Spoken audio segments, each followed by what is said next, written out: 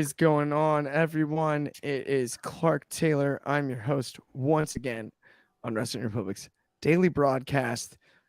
I'm riding with two of my best buddies. Anthony, kind of as usual, he's been here you're on fire. Yeah, I'm here a lot. You've been here quite a bit. And happy Friday? Yeah, Talk to me, right? TJIF? yeah. I'm talking Jack Daniels wings. Thank God it's Friday. Let's go. Let's get it going. It's Friday the 21st of April. I said the date this time, Anthony, too. How do you like me now? It's We just got funny it. that you forgot it on 420, but we'll leave that I alone. did. Nailed 421, though. But also, on the other side of the screen, I just pointed at you, Anthony. Yeah, I know you've screwed up the thumb It's thing the whole not time. mirrored. It throws you off. I know. It's not mirrored. Coby, you're here again. You're back. You're back once again. How have you been? I know you've been a little under the weather too since returning from Mania.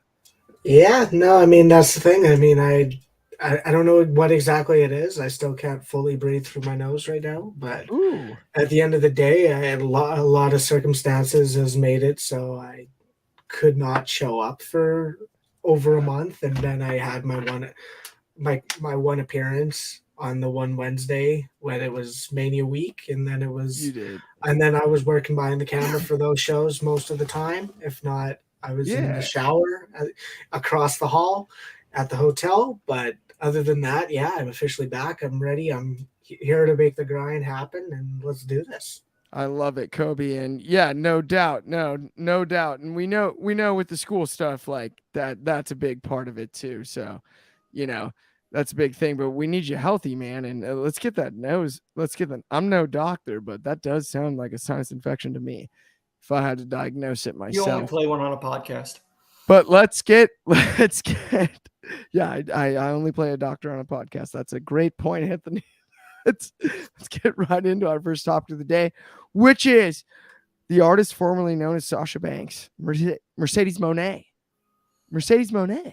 Mm-hmm. And she spoke to a really sick media outlet, one of my favorites, Sports Illustrated, and made a very bold claim. Coby, you want to give us the read here?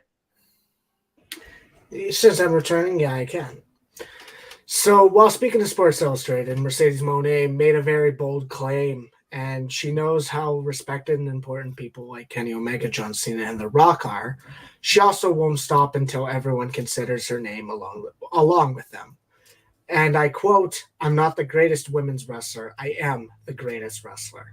When you think of John Cena, The Rock, or Kenny Omega, I won't stop until people are thinking of Mercedes Mone in that same light." I love it. Every bit of it. Hang on. Sorry. Poor camera cut there. I love it. All of it. The whole thing. It's so wild how many big names she mentioned. That throws me for a huge loop. And that's what I want to ask both of you guys about is, do you think this was something that we could walk away from and go like, the drive is something special with Sasha compared to other performers? Or is this something you look at and go, that just sounds too cocky? I'm going to start with Anthony, and then we'll toss it to you, Coby, since you just did the first read. It's nice to have a goal, but quite frankly, if she believes that she is going to get to that level of a Cena or a Rock, I think it's not going to happen. I wouldn't put Kenny in the same category as The Rock and Cena either. That's a side matter, but I mean, it's nice for her to have a goal. I kind of have a feeling that could be ego talking, that could be in character talking. It's any number of things, but quite frankly, I've never been a huge Mercedes fan, and her time in Japan has not exactly changed my mind on the matter. So, I might be biased in that regard, but I don't really care what she has to say these days. I definitely hear where you're coming from there. In in some sense, I don't know, man. With her connection to Snoop Dogg and her with the Mandalorian, and also her bell-to-bell acumen, do you not see the same thing I do? As far as I think she was, as much as I always say Bailey was overlooked. I mean, I don't think she was overlooked. How many times she won titles multiple times. She was a lot pushed of multiple titles, but I times. mean, Really, compared to a Charlotte Flair and compared to as far as a Becky Lynch, as far I as think the she's more Mandalorian, talented than both. as far as the Mandalorian, she barely has a speaking role in it. She's only appeared on a couple episodes, so I wouldn't exactly say she's lighting Hollywood on fire either, to be honest. And I'm sure arguments could be made whether or not her Snoop connection is what got her to the dance in the first place. Ooh, that's tough. I don't think so. Well, it probably opened some doors where she got in a lot easier than she would just on the indies. They didn't meet. I don't know. She was already successful. They didn't meet in person. It's not like they were visiting at family reunions. They didn't meet until she was already Sasha Banks. They didn't meet? No. That's really? That's like an ancestry.com type of a Oh, that connection. was all right. Never mind then. Yeah, no, this wasn't I didn't like know her backstory. this wasn't her I uncle she grew up with or knew, right? As a child. No, I hear you, but just this wasn't like okay. This wasn't like Uncle Snoop, right? Okay, gotcha. No, absolutely not. No. The family connection came out well after actually. She was already on the main roster and was in WrestleMania, and then the irony of it. Didn't know that. All right. Yeah, no, it's actually it's a really cool story, and I wasn't trying to like throw you under the bus. No, that's fine. I just didn't know. I'm like, no, it's kind of a cool thing. Like they had no idea, and it's the way that Snoop found out, Sasha found out, and then they made the connection and have done a really cool amount of charity work and stuff together since, and kind of bonded over the familial thing, right? But it was very much like in their adult life they found out about being related, which was it's a fascinating part of the story, I think. Right, but no, Sasha had no boost from the Snoop thing on the way up at all. Now I will say this. I think Sasha Banks was the best of the Four Horsewomen when she was in WWE. Actually, I really did always believe the Boss was the best one of over Becky, over Charlotte by miles. I bell to bell don't know a woman who has a better track record than Sasha Banks. On the microphone, yes, I can see advantages from the rest of the Four Horsewomen, but bell to bell, there's not a better wrestler than Sasha Banks of that group. I don't think, because if you look back at all of their best matches, the majority of them, Sasha Banks is on the other side of, and there's something to be said for that. There's something to be said for that. I don't know, Coby, though. We got to get your thoughts now, too. How do you feel about the whole situation? What do you think about the Monet run? What do you think about potential return? The whole thing. Oh. Brutal. You put yourself on, man. I know. Okay, I'll do it myself then. Okay. Yeah, you got me. At the end of the day, I mean, I'm not going to go into it like this of like, how are you going to break down what makes one of the greatest wrestlers of all time? There's going to be the people who say Bret Hart. There's going to be the people who say Ric Flair. There's going to be the people who say Shawn Michaels, blah, blah, blah, blah, blah. When I think of people like that, there are people like The Rock. He is one of the biggest names to come from wrestling and go into Hollywood. There's two other names that come to mind, John Cena and Batista. We've already had that conversation months ago about who's a bigger Hollywood star between Batista and Stone Cold. I'm not into that. At the end of the day, I think of John Cena as an era-defining star. And almost if you're going to introduce that conversation of what's your Mount Rushmore of pro wrestling? I think there's a massive argument that John Cena could be on that. To say Mercedes Mone is on that level of someone like a Stone Cold Steve Austin, a Ric Flair, an Undertaker, a Shawn. Did I say Shawn? Yeah, Shawn Michaels. I don't know if she is. To say someone that is a great wrestler, I think you have to have be the perfect package or be of an amazing package of being good at everything. And I like Sasha Banks. I've never been blown away by her heel work, her face work in WWE.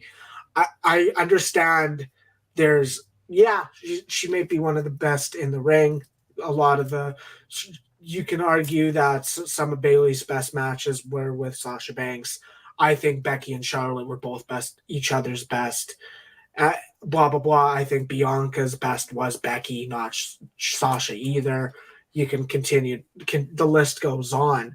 Whether or not you can say Mercedes is on that, maybe you can argue she's one of the great top women's wrestlers.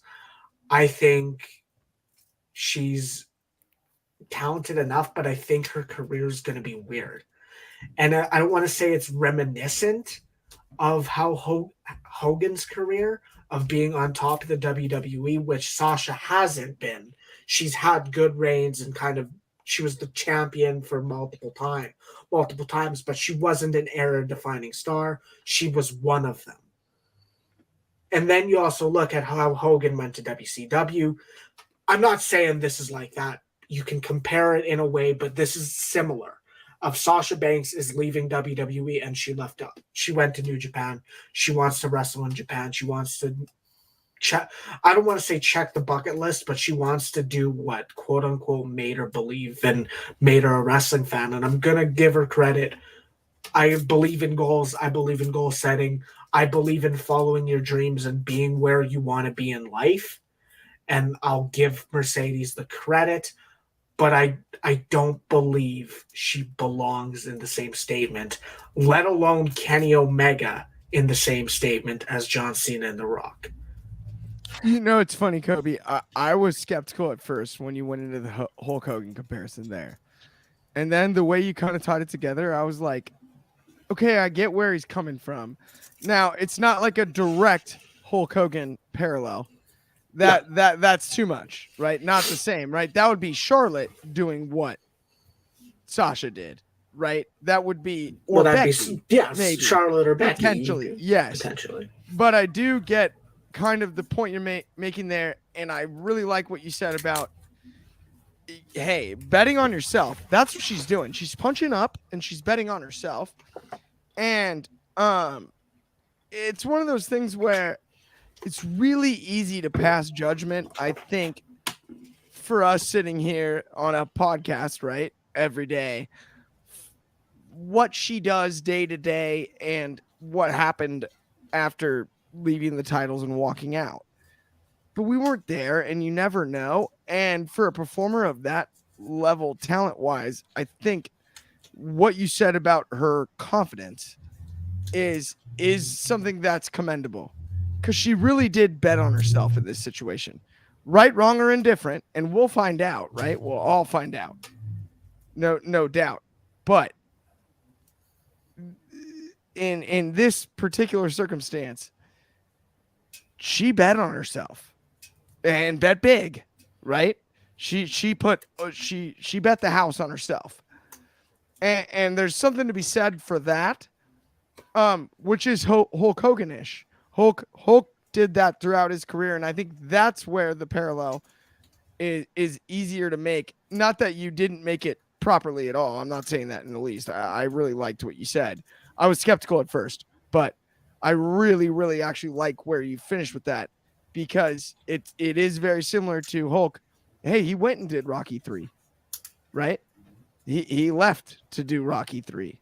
He left to do movies. He left to do, we've all seen the Macho Story where Hulk's out filming in Florida, and that's when the Miss Elizabeth stuff happened, right? We know that story. But Anthony, what are your thoughts on the whole thing there? I know obviously Hulk Hulk Sasha is a stretch for you, so you don't even need to cover that part. But That would be Jericho.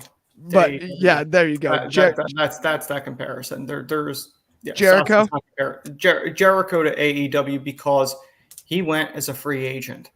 She left because ultimately there was a dispute, and whether she got fired, whether she quit, whatever you want to call it, it's not comparable. She's not comparable to the star level. It's not. She's not at that star level. No, Hogan. not at all. But the situation is similar. Hogan went there for the money. She's going there for passion. Hogan went to WCW because Bischoff opened Ted Turner's checkbook up and offered him an insane amount of money. That's why he went to WCW. He was filming Thunder in Paradise in Florida when he got recruited. There's a difference there. He was technically he was out of the business by that point. I do think though there is a Hogan always bet on himself comparison to be made, right, Anthony? You know what I mean? He kind of always did. Hogan always got the checkbook because he could sell merch and tickets. That too. There's no doubt about that. And it's tough to sell merch without the boss, the legit boss. Well, there's questions of whether or not it's Big Show has talked about this before, that he bought WCW figures of himself at like a Toys R Us or something like that, and they all rang up Hogan because there's been rumors whether or not whether or not the figures were all ringing up Hogan or not. It's possible. I mean, you'd have to prove that. It's definitely possible. Yeah. I mean, whoa, wait a minute. Here we go. The answer is no. LOL. I'm a big fan of Monet/Banks. I mean, Matt Williams, me as well on that one. I'm a big fan of hers.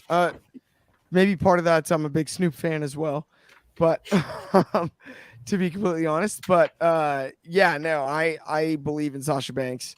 I have for a long time. I think her ability to wrestle almost any style against anyone is undervalued.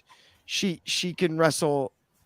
The women's division doesn't necessarily, especially when she was at her peak, it didn't have the same size differential you would see on the men's side at the time, given the lack of depth by comparison, especially on the way up. But whether it was a technician like Bayley or a Flair who's taller and longer and different body type, doesn't matter who it was, Sasha can wrestle anyone. And not only that, she can make anyone look good and look good against anyone, which is really impressive, and keep herself safe. I love the Alundra Blaze shout out. I'm sorry, I'm showing Matt Williams' comment myself. Yes, I agree with you too. I'm a huge Alundra Blaze fan myself. But with that, let's actually move on to the next topic, which is actually, ironically, tonight's SmackDown. Let's get into it. We've got Gunther versus Ricochet. Once again, we've seen Gunther versus times. Xavier Woods. That's actually my bad. Oh, you mistyped? That's my bad. In the notes? Yeah, it's Gunther versus Woods. The first one I have it as Woods. Even better.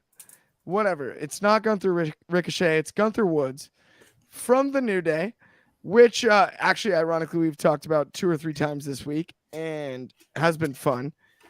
I've given my opinion. I don't think Woods is in a spot where he's a legitimate challenger to Ricochet. We'll go to Kobe first. Gunther. Then we're going to go to Gunther. Yeah. Whoever's wrestling, Gunther. I'm going to give it to you, Kobe, first, then Anthony, and then we'll talk after. Yeah, go ahead.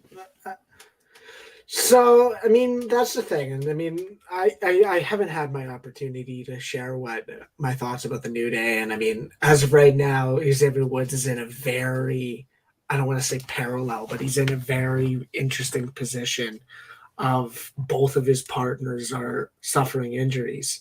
Big E claims to be good, and I mean, I do want to see Big E make a recovery. I always enjoyed Big E, and whether or not you liked him being his charismatic self, he always made sure to entertain and be himself, and I want to commend that. Same for Kofi Kingston. Kofi's had a hell of a career as well. Xavier Woods is in the position of, yes, he's made it. His kind of legacy is he made WWE's gaming brand. And he's also been a historical tag team wrestler for the last 10 years, which I'll give him all the credit of that. He's talented. He's been a former tag. I'm pretty sure he held the TNA championships with Mr. Jay Lethal as well in Lethal Consequences. But at the end of the day, Xavier Woods is a hell of a talent, and I think this is an opportunity for him to show it. And we saw what him and LA Knight did last week, right, wrong, or indifferent for the result. It was entertaining, and it was like, yeah, this basically made sure the rumor of the lingering Vince McMahon effect is definitely going away right now, because he's not showing up and he's not doing what he's doing. At the end of the day, that was a hell of a match last week. I'm intrigued that this is going to be a top match, because we've seen kind of matches where Gunther versus Shinsuke kind of was underwhelming. We saw Gunther versus Madcap a couple months ago. I mean, this is a match that is going. I don't believe he is going to be the one to beat him. I don't. I'd be interested in being proven wrong and seeing if Woods sneak the victory. I don't think it's going to happen at all. But Gunther's having such an historic reign, and I don't know if they know themselves who should be the one to take the title off of him. I think that's a great point. And also, I love what you said about Gunther. At the end of the day, it's really hard to book a challenger at this point, right? You kind of booked Sheamus and McIntyre off of the docket, right? After him defeating both in a triple threat match at Mania, right? And I don't know who can physically match him. Woods can't do that. And not only that, it doesn't feel like one of those times where it's like, oh, Woods is over enough, he's going to steal. His history is such a big deal, to your point, right? Like multiple tag title reigns, all the way back to with him and Jay Lethal, right? Like all of it, not just New Day and King of the Ring. But that's what's so frustrating is now we're in a corner where it's just Gunther is so much bigger of a deal. Anthony, I want to get your thoughts on this match tonight. What do you think goes down? I mean, I've always liked Xavier Woods, but I said on this show a week ago, Xavier's being in there for just wood to be chopped. I mean, realistically, Gunther's in the same situation of Roman. Anybody that goes against them, unless it's somebody really elite, if you will, we all know they're there just as a body to be buried. Like we know that. We know going in, Gunther is going to destroy Xavier. I don't think it's going to be that long of a match. I'd be surprised if it goes very long. As far as who may eventually take it off of him, I mean, there's always Dragunov in NXT. If they really wanted to get behind him, he has taken one title off of him already and ended a historic reign. So it's not like that's not a possibility. I wouldn't put it on Dragunov. I'm very concerned whether or not Dragunov would actually get over on the main roster.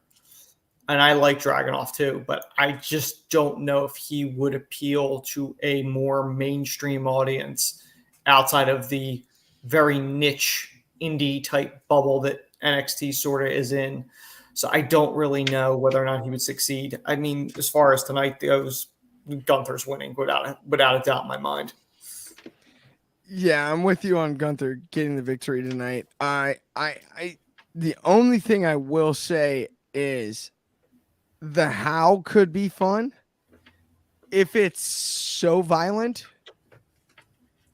that maybe it bugs somebody, but I don't know how else you book this. And when I say somebody, I mean a healthy Big E, because that to me is the only choice.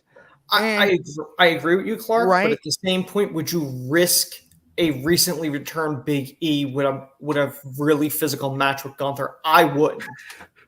I wouldn't risk, but I would wish. I guess Yeah. is the answer to that one, right? I wouldn't risk, but I would wish. Because Big E could stand up to Gunther. Yes. He could look Gunther in the eye and go like, "I'm not scared of you," and we'd believe it. We'd believe it. Slapping. That's all it is. Right. They're both talented.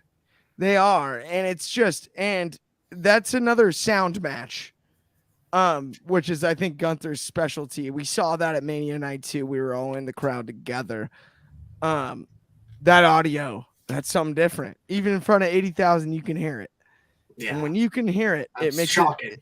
It makes it it does. It makes it a heck of a lot easier to suspend disbelief, right? And Big E and Gunther, now that's billboard worthy, in my eyes, right? I don't know, Anthony. Do you kind of agree on that or no? Oh yeah, I've like I said, I don't. Yeah. First off, we don't know if E's coming back. First off, right. Second off, I don't know how eager WWE or E would even be. I'm not saying Gunther's reckless, but it's a physical match. Yeah. Even safe Gunther. You know what I mean? I just think just don't send him. By the way, that is actually kind of funny. Yeah, not that Gunther is an unsafe performer, but at the end of the day, is there anyone more snug? Right, like clotheslines and stuff like that. Like, just take one look at Cody's pec during the return of the Rumble. Yeah, goodness gracious sakes alive! Nobody throws hammers like that, big man. It's ridiculous. He lost weight and somehow hucks bigger hammers. I don't understand it. Someone do that. He didn't lose that strength. Yeah, somebody lose the strength. I mean, when you go to Japan to learn that, you're not going to lose it. Somebody do that math for me, because I've never been able to figure it out. He actually got gnarlier when he got smaller. But I mean, yeah, I think we're all kind of on the same page with Gunther is the most impressive Intercontinental Champion we've seen in a long time. A legit challenger is just necessary. Once again, we had one of late. I honestly don't think anybody's going to beat him until he beats the Honky record, which I think it's like I think he has to. Yeah. He's going to top that, so no one's going to take it from him before. Yeah, got to take it into the fall. Because I mean, Honky's at 454. I think there's a question to be asked. You can't just keep yelling Honky. It's Honky Tonk Man. It's the Honky Tonk Man. Yeah, the Honky Tonk Man is at 454 for his length of his championship reign. And I think there's a question to be made, because it very much seems like the direction could be Money in the Bank, him and Sheamus once again in the UK crowd doing that match. I'd love it. I think everyone would love that rematch once again in the UK. I don't know if that's the way you go, because where do you go from there if Sheamus loses that again? I don't know. Like, I agree with the statement that Anthony said. We are in the position of WWE. And I mean, I think I'm going to make a piece about this. WWE's in the position where a lot of their champions don't really have the next successor. Roman it's either going to be Cody, it's going to be Seth. I don't think it's one of the two of them. We don't know when, but at the end of the day, the people who are facing Roman are either going to be a potential person to dethrone him or not, and it's the same thing for Xavier Woods. I mean, I'd love to be shocked. I doubt it's going to happen. Gunther's going to win. I think it should be a match that could steal the show. Okay, wait. We got another comment from the Soul Sessions. LA Knight or Sheamus to take it off Gunther at Money in the Bank? That would have to be pre-built, bro. Like, I don't know how they get there. Even then, if you're not doing Sheamus, if Sheamus is not in the position of Money in the Bank, LA Knight's going to be in the Money in the Bank ladder. LA Knight's going to be in the ladder match. If you're not doing Sheamus Gunther, I think Gunther's in the Money in the Bank as well. Historic reign, IC title reign in the Money in the Bank. I think that writes itself if you're not already doing Sheamus And in then and he's the one that doesn't win it, but is the closest. So just a little insight here. Gunther is 18th all time for the longest reign. No. Jericho with all 9 reigns, his most of all time, is at 318. So he's literally 3 away from tying Jericho over 9 reigns on his one reign. That could be WWE's acknowledgement, because Cage Match does say 332 for Jericho. I'm looking on Wikipedia. Really? Yeah, so I mean discrepancy, but yeah, he's close to beating Jericho's total. So he's close to Jericho, and then after that it's The Rock at 339. How many days to catch Honky Tonk Man? Okay, so if he's at 315 Just to be now, clear, because if I'm he's gonna at 315 now, Honky's 454 now. Honky Tonk Man. You got to say Tonk Man. No, but Honky counts as a curse word. Yeah, well, Honky's got Honky Tonk Man. HTM. Are we gonna play this? I'm not even like messing with you. I actually just had to look it up on Spotify. Yeah. Honky counts as a curse word. So we What? have to be clear. It's Honky Tonk Man. Okay, the Tonk Man. Honky Tonk Man is at 454, so he's 133 days away, or 140 something days away. Yeah. Yes. 104, 130 something. So that would be 5 months. You just need to do Probably math again. four and some. Set it to 0, Clark. You gotta reset it to 0 again. I was on 1. But yeah, no, it's so that's what, 5 months? So Survivor. Yeah, Probably. a little more than 4. A little more than 4. A little more. So it's 'Cause if you go Survivor 4, Series. It's Yeah. Survivor Series is when we can talk. Not when we can. Not that we can't talk about it, because we have been. But We have been, yeah. but that's when it's gonna be serious, right, guys? I think we can all kind of agree on that. Realistically, he's untouchable until that point. Yeah. I would think, because I don't think WWE really deep down wants the Honky Tonk Man to be their all-time longest reign. I don't think they've ever been exactly super crazy about that over the years, but they've never had anybody come close to topping. I mean, the closest one, and it was before him, I guess he topped Randy Savage, who only had 1 reign, but he had 414 days in that 1 reign. Yeah, that is. Everybody else are combined reigns other than Honky Tonk Man. Nicely done. Oh, I had no idea. Yeah, apparently that's a bad one. You can't do it. Okay. You can't be calling people honky unless they're the Tonk Man. Okay. But Why am I thinking the Jeffersons now? now I'm thinking the Jeffersons too. I was about to say the same thing, and that might actually sneak us out of trouble on this one. Is with the Jeffersons line. Mhm. But let's move on to the next topic, which is Braun Strowman, and a name that I've said 4 times on this podcast incorrectly. Yeah. His tag partner, Ricochet. Mhm. Right? I mean, There you go. I nailed it. Finally, There you go. I nailed it.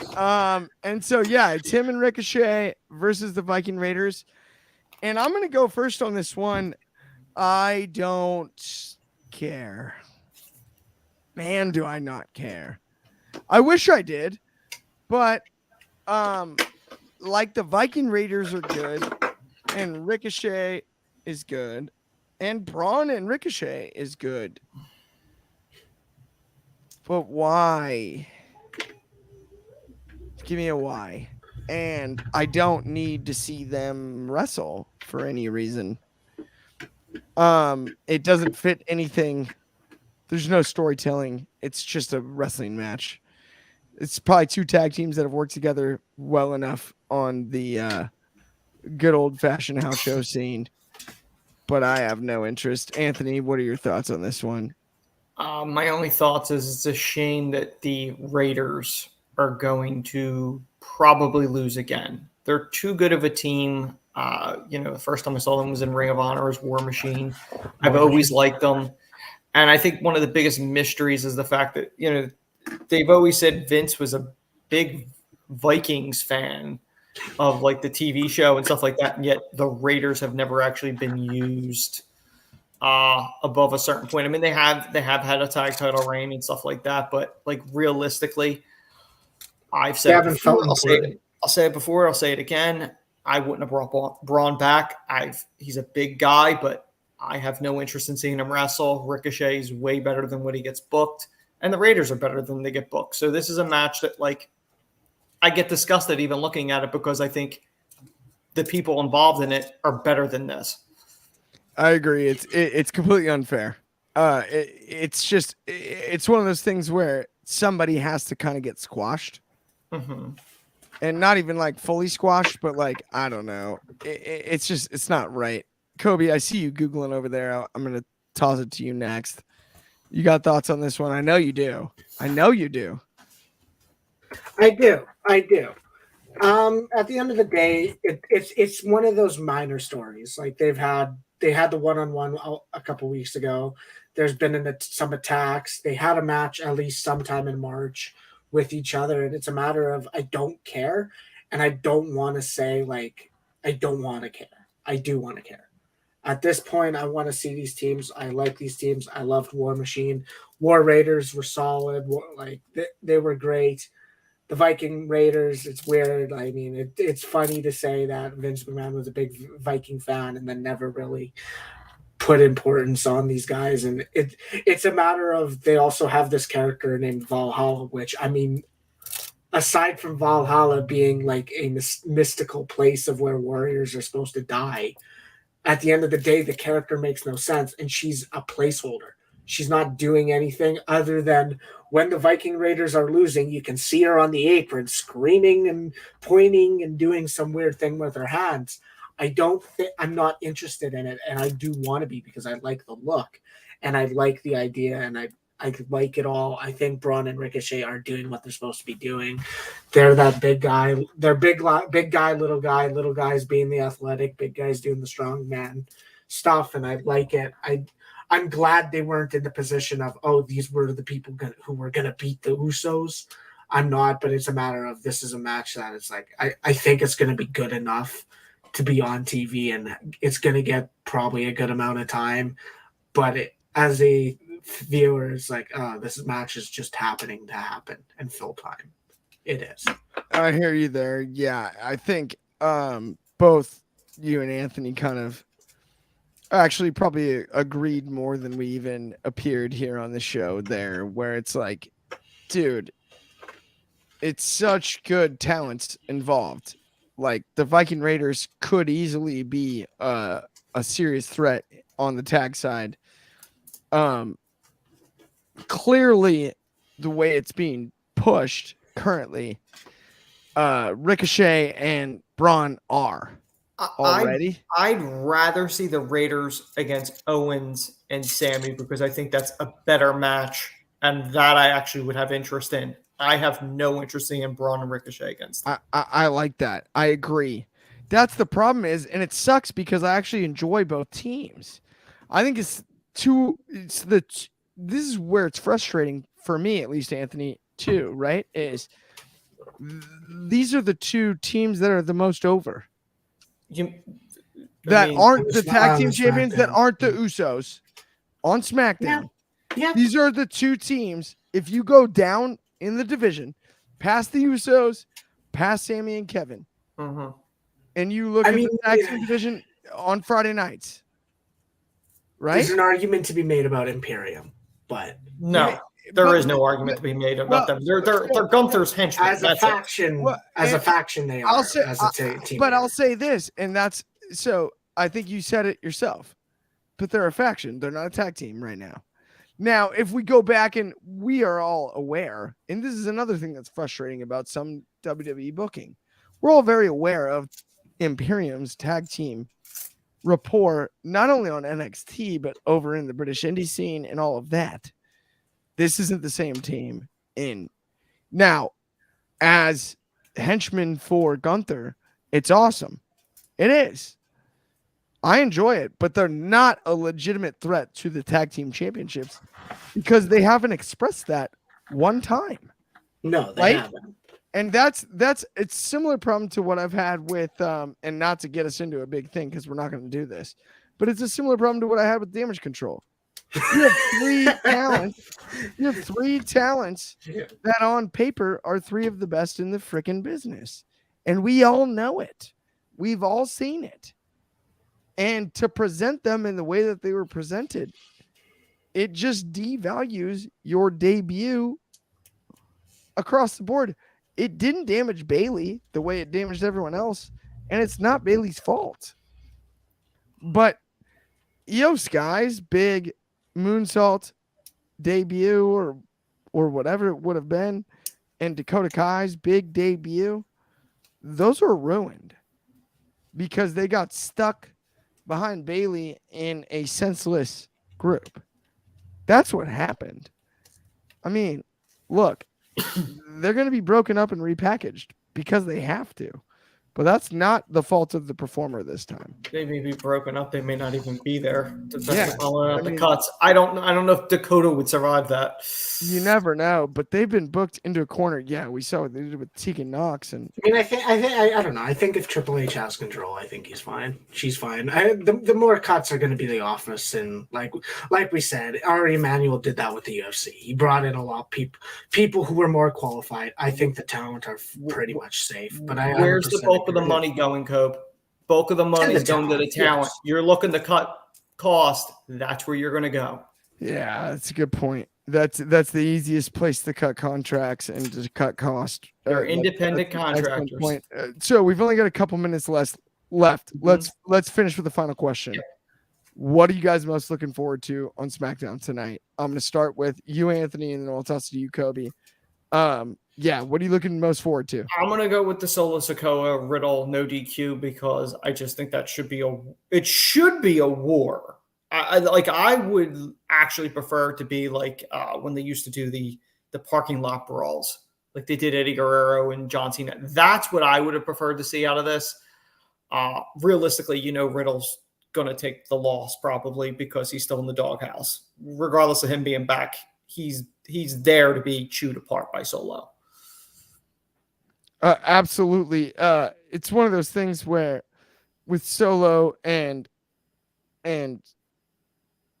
with Riddle, it's only logical, right? It's like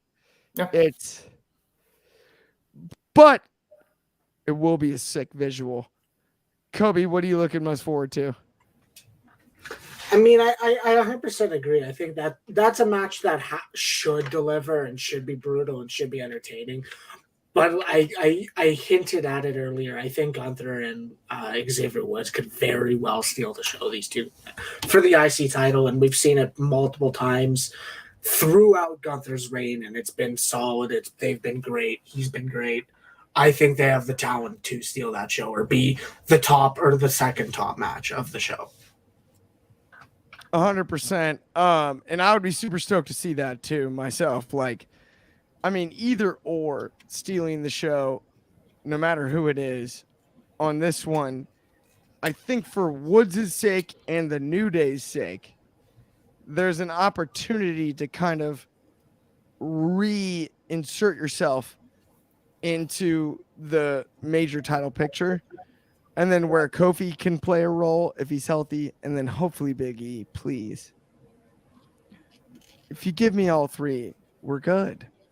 It's easy from there. But I don't know how much we can make on that. Either way, guys, it's been a heck of a daily broadcast today. It's been a blast. For me, Clark Taylor, Coby Galenzoski, Anthony Ricciardi. We'll see you guys tomorrow. I think I'm actually finally off tomorrow. I think you're off. I think it's me. Yeah. I believe it's me, Soul, and Ben Allison. That'll be a show, man. If I've ever seen one. I will be. Yeah, I'm going to be at a wedding, and it's going to be a good one. Either way, if you haven't liked, subscribed, and done all that yet, Wrestling Republic, YouTube, go to the website, hit us up on Instagram, all of that. Thank you so much. And we'll talk to you guys soon. Signing off.